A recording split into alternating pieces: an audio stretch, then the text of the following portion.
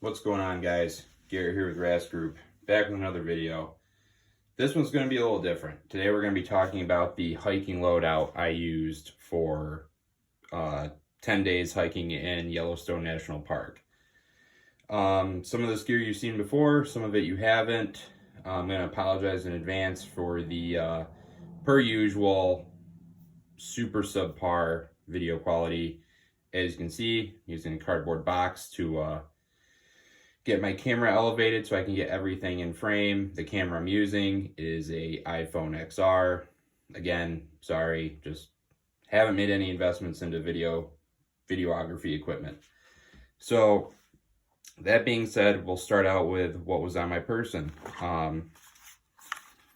My trusty Glock 17 in my Fanning tactical holster. As you guys know, this is my duty gun. This is my concealed carry gun. It's what I teach with.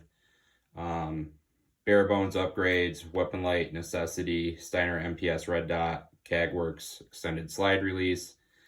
I'm comfortable with this gun. I use it for everything.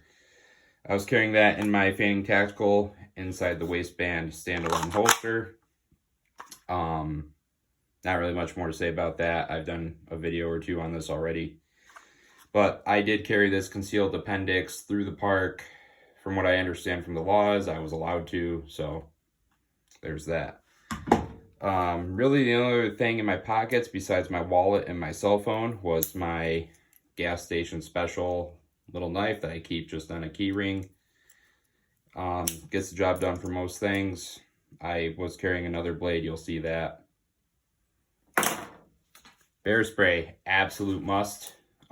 Push pretty hard out there, especially in a place like Yellowstone where the wildlife is so prevalent. I don't know why you wouldn't just carry the bear spray. I think it's another $50-$60. It's really not anything too detrimental if you're taking an extended trip. Good to have. I threw a cheap carabiner on here. I either would hook it onto my backpack, my strap of my backpack so I could reach it. I'd throw it onto my belt. Pretty simple, pretty clear cut. So that sums up kind of the totality of what was actually on my person or what was within close proximity. Then we have my hiking pack. So this is a First Spear all missions pack. Super condensed, pretty straightforward, super simple. There's a total of 5 pockets, including the hydration pouch on the body side. We'll start from the bottom and work our way up. I'll show you what I was carrying on me and yeah, go from there. Bottom pouch right here. This is where I stored a lot of my medical stuff. So combat first aid kit. I did end up diving into this just for some moleskin and a couple band-aids, a couple blisters, no big deal. Cpr mask. You just never know, especially with some of the trails we were hiking. We were doing anywhere from 2 to 6-ish mile trails. I didn't know if I was going to run into somebody who was severely out of shape that tried to tackle a pretty challenging trail. Maybe they go into cardiac arrest. Makes sense to have a CPR mask. I don't know. I put them in everything. Couple things of combat gauze. My Frontline medical defense first aid kit, the Adventure Mini. A lot of useful stuff. We have, let's see, SWAT tourniquet, sterile 2x2, sterile 4x4s, pair of nitrile gloves, 2-inch conforming gauze, band-aids, butterflies, sting swabs, alcohol prep, CPR mask thermometer, and a basic med pack. So kind of a hybrid first aid kit. Almost a trauma kit type thing. If you guys have heard me talk about this on Instagram Live, you know that I'm a big fan of having a dedicated first aid kit, dedicated trauma kit. This is kind of a good little catch-all just to have some redundancies. I threw it in. And then, per usual, staged and ready to go, cat tourniquet. No reason to never have a cat tourniquet. And one of our brand breakdowns is coming up, actually our first one. You're going to see where I go into a brand and kind of criticize them pretty heavily for not just including a cat tourniquet in their kits. So that sums up the bottom pouch here. Go over to the right side, right pocket. As you can see, there's two here, two here. Very simple design, very low profile. I'm a fan. I was carrying my Vortex Raptor binoculars, be able to observe some wildlife and whatnot. Took them out of my chest rig because trying to carry the chest rig and this just got too cumbersome, too bulky. So opted to throw these in the pack.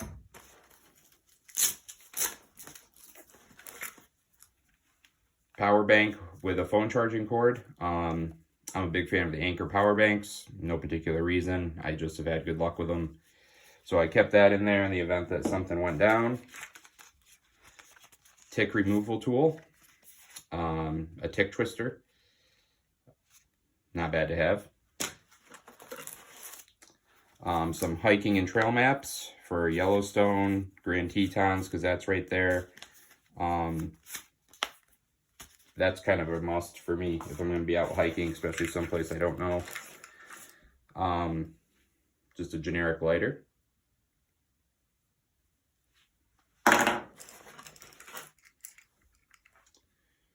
This is just a little measuring tape. I don't know why I even have this in here, but it's from when I used to work at Home Depot. That sums up that pouch. So this pocket over here carried my water bottle. Pretty straightforward, just a metal water bottle. In a pinch, you could probably use it for some survival stuff. I believe it's single-walled. I didn't have to use it for anything like that. It was literally just to carry some water with me. I'm a fan of having a dedicated water bottle over a water bladder, just because I've heard horror stories of water bladders popping. Obviously, I have taken the ammo out of this and it's back into one of my duty mags, but I was carrying a spare magazine in the backpack, just because I had room.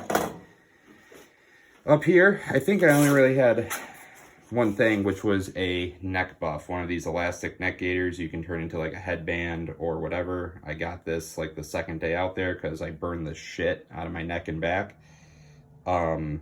Sunburn, not fell in a fire type burned. Not a bad idea to have, pretty versatile. You can do quite a few things with it. Made sense to have. I just threw it in the top pocket, right? And then on the back side here, I didn't really keep anything in this pocket here, but as you can see, it's wide open. You can store stuff. And then here in this little slot,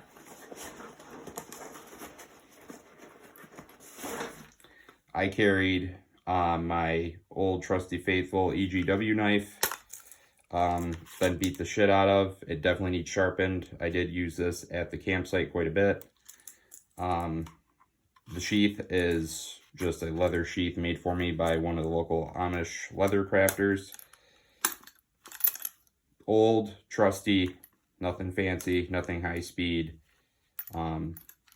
Always kind of one of my go-tos. I was going to bring my Abaddon knives, new fixed blade with me. It just I didn't want to lose it. All the trails we're going to be going on, which probably is not the greatest reason to not bring such a badass knife, but I personally didn't want to lose that out on a hiking trail or falling off a ravine or whatever could possibly happen. So that's the bag in its entirety.